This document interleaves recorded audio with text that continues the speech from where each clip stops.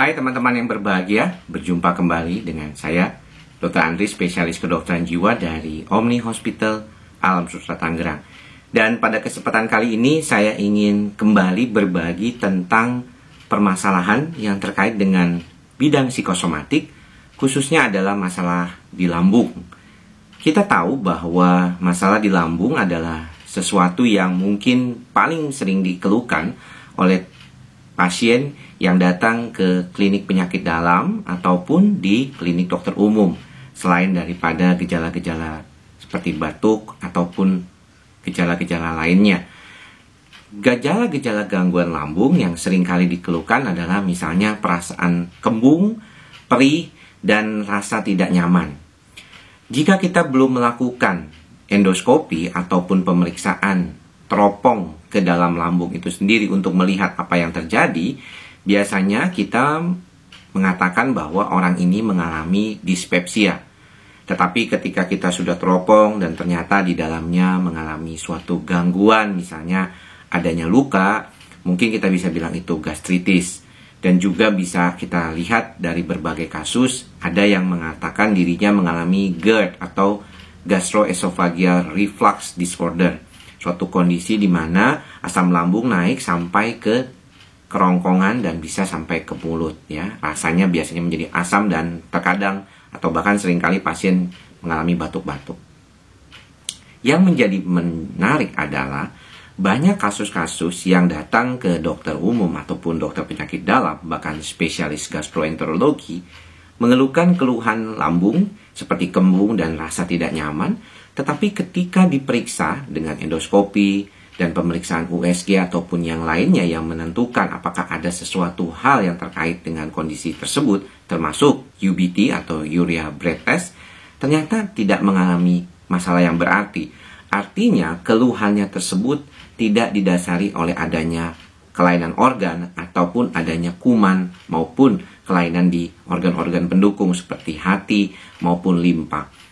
Nah, kasus seperti ini ternyata banyak ditemukan, bahkan bisa sampai 60% dari keluhan-keluhan lambung yang datang ke dokter. Apa yang terjadi pada kondisi seperti ini? Kebanyakan mereka mengalami suatu yang disebut dispepsia fungsional. Dispepsia fungsional adalah suatu kondisi keadaan lambung yang dikaitkan dengan perannya yang terkait dengan lambung tersebut untuk mencerna. Biasanya pasien-pasien yang mengalami dispepsia fungsional juga ada yang mengalami masalah di perut ataupun bagian bawahnya. Misalnya ada yang mengeluh sebagai irritable bowel syndrome. Biasanya pasiennya mengalami keluhan buang-buang air besar ataupun kesulitan untuk buang air sama sekali. Nah, mengapa saya sebagai seorang psikiater yang khususnya bergerak di bidang psikosomatik bisa menemui kasus-kasus seperti ini? Karena sebenarnya memang kondisi seperti ini banyak ditemukan karena kaitannya antara otak atau brain dengan lambung dan sistem pencernaannya atau gut.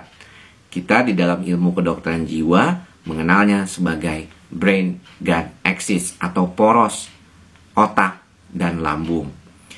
Yang menjadi menarik juga adalah banyak kasus-kasus gangguan seperti ini ketika diobati dengan penggunaan obat-obat antidepresan, kemudian juga anti cemas dalam jangka waktu yang singkat, dan psikoterapi mengalami perbaikan yang signifikan, bahkan hilang sama sekali gejalanya. Jadi kalau kita melihat memang di dalam beberapa penemuan terakhir sekalipun, probiotik misalnya itu punya sedikit manfaat terhadap keluhan-keluhan gangguan kejiwaan seperti depresi. Walaupun mungkin penelitian harus lebih diungkapkan lagi ke depannya. Tetapi ini sesuatu yang mungkin memberikan kita insight atau suatu pencerahan kepada kita bahwa ternyata gangguan lambung ini sangat berhubungan dengan gangguan otak ataupun begitu juga sebaliknya. Di dalam praktek suka ditanya saya ini, sebenarnya mana dok yang lebih dulu? Apakah gangguan lambungnya menyebabkan masalah gangguan kejiwaan seperti cemas dan depresi, atau gangguan cemas dan depresi menyebabkan gangguan lambung? Di dalam video ini akan saya coba terangkan sedikit. Yang pertama adalah orang tersebut memang mengalami gangguan lambung. Jadi diagnosisnya memang betul ada gastritis, ada GERD, atau ada yang lainnya. ya, termasuk irritable bowel disorder atau irritable bowel disease seperti colitis juga bisa mengalami kondisi seperti ini. Namun ternyata di dalam pengobatannya pasien ini mengalami suatu ketidakmanjuran lah, ataupun kok lambat sekali perbaikannya. Hal ini bisa memicu kecemasan kepada pasien. Kenapa bisa demikian? Karena di dalam tubuh kita ada yang kita sebut sebagai nervus vagus ataupun saraf vagus yang mempunyai hubungan yang erat antara lambung dengan sistem saraf pusat ataupun otak itu sendiri. Jadi kita tidak heran bahwa banyak kasus-kasus awalnya mengalami gangguan lambung, tetapi lama-lama dia bisa mengalami gejala jantung berdebar dan perasaan-perasaan seperti cemas. Ini yang seringkali ditemukan pada pasien. Yang kedua adalah memang sebenarnya dia mengalami gangguan kecemasan, ya. Dan kita tahu gangguan kecemasan ini seringkali bermanifestasi dengan keluhan fisik atau keluhan somatik. Dan yang paling sering juga muncul adalah keluhan lambung. Jadi keluhan lambung adalah sesuatu yang sering diungkapkan sebagai salah satu gejala yang paling menonjol dan yang membuat pasien datang ke rumah sakit ataupun datang ke praktek dokter. Kalau dia mengeluh cemas, kemudian kekhawatiran, ataupun mungkin rasa sensasi badan yang tidak nyaman saja, mungkin dia akan mengira, oh mungkin ini masuk angin, atau ini sesuatu yang karena kelelahan saja. Tetapi kalau lambungnya perasaan tidak enak sampai nggak bisa makan dan rasanya mual, maka mungkin orang itu akan berpikir ulang, jangan-jangan ada sesuatu di lambung saya. Inilah yang seringkali membuat kesulitan menemukan diagnosis gangguan cemas pada kasus-kasus yang lebih memunculkan problem-problem fisiknya. Bagaimana bisa jadi akhirnya mengetahui? Biasanya dokter sendiri akan menyarankan datang untuk ke dokter jiwa, ataupun mereka mendengar ataupun melihat beberapa video YouTube. Salah satunya dari video YouTube saya yang banyak membahas masalah lambung dan psikosomatik. Jadi sebenarnya hal yang berkaitan dengan lambung dan otak, kemudian dalam sistem yang disebut brain-gut axis, itu seringkali kita temukan.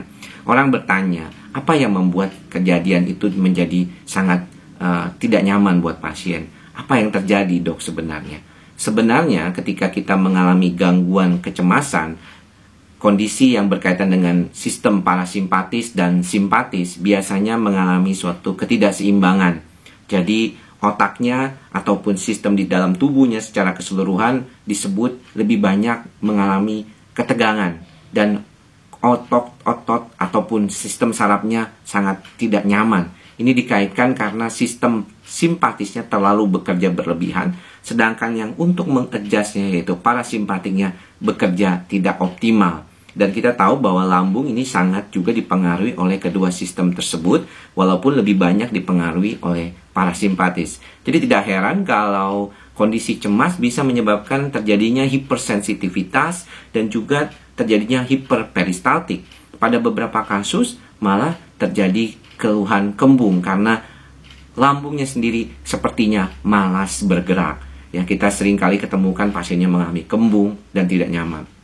Artinya, masalah-masalah gangguan kecemasan yang berkaitan dengan gangguan lambung sebenarnya merupakan sesuatu masalah yang kita bisa kaitkan dengan sistem saraf pusat dan bisa dijelaskan. Demikian apa yang bisa saya sampaikan pada kesempatan kali ini. Mudah-mudahan bisa bermanfaat buat teman-teman semua, dan bagi yang merasakan manfaatnya silakan like dan share video ini, dan jangan lupa untuk subscribe di YouTube channel Andri Psikosomatik untuk mendapatkan video-video terbaru setiap minggunya. Semoga kita semua sehat selalu dalam lindungan Tuhan Yang Maha Esa. Sampai bertemu di lain kesempatan. Salam sehat jiwa.